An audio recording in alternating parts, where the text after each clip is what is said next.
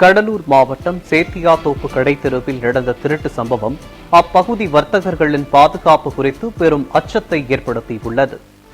கடந்த சில மாதங்களாக சேத்தியாத்தோப்பு பகுதியில் இதேபோன்ற திருட்டுகள் தொடர்ச்சியாக நடைபெற்று வருகின்றன.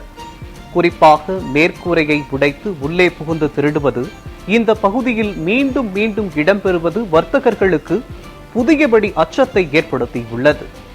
இந்நிலையில் மளிகை கடை நடத்தி வரும் மற்றும் வர்த்தக சங்க தலைவராக உள்ள மகாராஜனின் கடை இந்த முறை குறிவைக்கப்பட்டுள்ளது. வழக்கம் போல் இரவு கடையை மூடிவிட்டு மறுநாள் காலை வந்து பார்த்தபோது மர்ம நபர்கள் கடையின் பின்புறமாக சென்று சிமெண்ட் மேற்கூரையை உடைத்து உள்ளே புகுந்தது தெரியவந்தது. பின்னர் கல்லாப்பட்டியை உடைத்து அதில் இருந்த 7500 ரூபாய் பணத்தை எடுத்துச் சென்றதோடு வீட்டில் பயன்படுத்தப்படும் வாஷிங் பவுடர், குளியல் சோப்பு, சமையலுக்கு தேவையான மளிகை பொருட்கள் உள்ளிட்ட பல பொருட்களையும் திருடிச் சென்றுள்ளனர். பணத்துடன் பொருட்களையும் திருடிச் சென்றிருக்கும் இந்த சம்பவம் திட்டமிட்ட குழுவினரால் செய்யப்பட்டிருக்கலாம் என்பதற்கான சந்தேகத்தை மேலும் வலுப்படுத்துகிறது.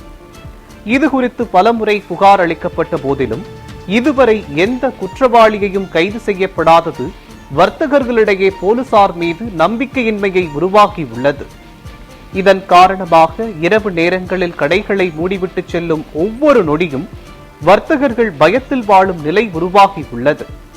இந்நிலையில் மீண்டும் வர்த்தக சங்க தலைவரின் கடையில் இதேபோன்ற திருட்டு இடம்பெற்றுள்ளது அதிகாரிகளின் அலட்சியத்தை வெளிப்படுத்துவதாக வர்த்தகர்கள் குற்றம் சாட்டுகின்றனர். இந்த தொடர்ச்சியான திருட்டுகளை தடுக்க உடனடி காவல்துறை நடவடிக்கை அவசியம் எனவும் குற்றவாளிகளை விரைந்து பிடித்து கடுமையாக செயல்பட வேண்டும் எனவும் வர்த்தகர்கள் கோரிக்கை வைத்துள்ளனர். போலீசார் புகார்களின் பேரில் விசாரணை நடத்தி வருவதாக தெரிவித்திருந்தாலும் வர்த்தகர்கள் உறுதியான நடவடிக்கையை எதிர்பார்த்து பதட்டத்திலேயே உள்ளனர்.